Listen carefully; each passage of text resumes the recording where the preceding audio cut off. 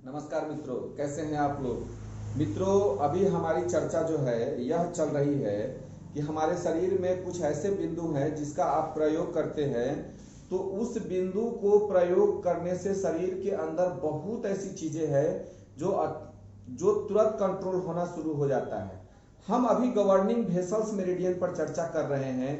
Governing vessels meridian coccyx के नीचे से चल के, कॉक्सिक्स के पास से चल के और हमारे ये दांत के मसूड़े तक आता है। इसका एक एक बिंदु जो है अति महत्वपूर्ण बिंदु है। ये $1 मिलियन नहीं, $100 मिलियन पॉइंट है एक एक बिंदु इसका। अगर आप इसका अध्ययन कर लेते हैं, आत्मसात कर लेते हैं, तो बहुत ऐसी समस्याएं हैं जिसको आप कंट्रोल कर सकते हैं। गवर्निंग वेसल्स मेन मेरिडियन तो नीचे से लेके यहाँ तक आता है, लेकिन अब्योल मेरिडियन में गवर्निंग वेसल्स का बिंदु जो है, गवर्निंग वेसल्स का जो बिंदु है वो उसका जो है यहाँ से शुरू होता है, ऐसे चल के ऐसे आके और यहाँ तक जाता है। हम आज बात करेंगे आपसे गवर्निंग वेसल 17 बिंदु का। गवर्निंग वेसल 17 बिंदु यह हमारे मिड ब्रेन के लिम्बिक सिस्टम से जुड़ा हुआ है। यह एक ऐसा बिंदु है जब व्यक्ति अपने आप को अकेलापन महसूस करने लगता है, अपने को उदास महसूस करने लगता है, बोलता है कि मेरा इस दुनिया में कोई नहीं है, हम अकेले हैं। अपने को जब इस तरह की जब लिम्बिक सिस्टम में जब गड़बड़ी होती है और इस तरह की जब समस्या उत्पन्न होती है, एक तरह का साइकोलॉजिकल असर जब उसके माइंड में शुरू हो जाता है, उस स्थिति में जब इस बिंदु का प्रयोग करते हैं तो समझिए उसके लिए यह रामबाण उपचार हो जाता है। इस बिंदु पर उपचार देने से मस्तिष्क के अंदर के वात दोष, पित्त दोष और कफ दोष, अगर मस्तिष्क में वातज, पित्तज और कफज रोग हो, इसको यह बिंदु कंट्रोल करता है। इस बात को आपको याद रखना है। इसके अलावा यह यांग विंड का, शरीर के यांग विंड के बिंदु का यह मास्टर कंट्रोलर है। इस बात को आप याद रखिएगा, यह यांग विंड का मास्टर कंट्रोलर है। जैसे ही इसको हम जब, और इसका लोकेशन जो है यहाँ देख लीजिएगा, गवर्निंग वेसल 17 का लोकेशन जो है ये यहाँ पर है। ये फर्स्ट फोल्ड से थोड़ा नीचे और नीचे से ऊपर इस जगह पर, जहां मैं ब्लैक कलर लगा के बता रहा हूं, यह दोनों तरफ है।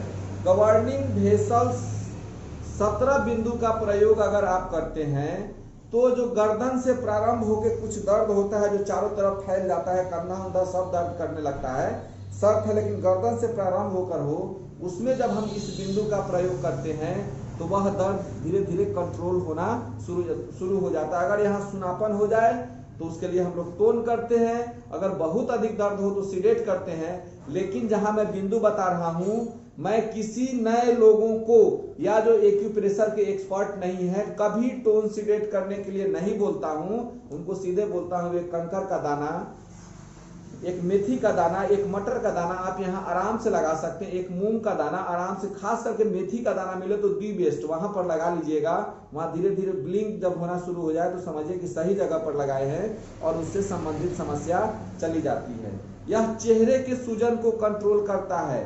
आंख किसी का बहुत पीला हो जाए और दर्द जैसा हो, उसमें यह बिंदु कंट्रोल करता है। कम दिखाई पड़ता है किसी को तो कम दिखाई देने वाले स्थिति में इस बिंदु का प्रयोग किया जाता है। किसी चीज का दौरा पड़ता है शरीर में, उस स्थिति में इस बिंदु का प्रयोग किया जाता है। अगर जीभ के जड़ से रक्त बहना शुरू हो जाता है, उसमें इस बिंदु का प्रयोग किया जाता है। और डिप्रेशन जो होता है, डिप्रेशन में जो मस्तिष्क का रोग है, डिप्रेशन क्या होता है बताने की जरूरत नहीं है, डिप्रेशन में यह बिंदु बहुत महत्वपूर्ण बिंदु है। डिप्रेशन में अगर आप इसका प्रयोग करते हैं तो समझिए कि डिप्रेशन की समस्या कंट्रोल होनी शुरू हो जाती है। दूसरा चीज है, हमारे चाइनीज एक्यूप्रेशर के हिसाब से गॉल ब्लडर जो है वह यांग विंड है। गॉल ब्लडर को उग्र विंड बोला गया है और गॉल ब्लडर की ऊर्जा को पूरी तरह से कंट्रोल जो है इसके मास्टर कंट्रोलर के रूप में GV3 बिंदु करता है। यानी कि गॉल ब्लडर के ऊर्जा को यह नियमन करता है। और जैसे ही GV3 बिंदु का प्रयोग ढंग से करते हैं, न सिर्फ मस्तिष्क के विंड को, मस्तिष्क के वात, पित्त, कफ को बैलेंस करता है, बल्कि सभी यांग ऑर्गन जो हमारे शरीर में है उसके वात को यह कंट्रोल करने में अति महत्वपूर्ण भूमिका निभाता है। अगर वात कंट्रोल हो गया तो कफ भी कंट्रोल हो जाएगा और पित्त भी कंट्रोल हो जाएगा। इस बात को आप ध्यान में रखेंगे। आप गवर्निंग वेसस 3 का प्रयोग वहां कर सकते हैं।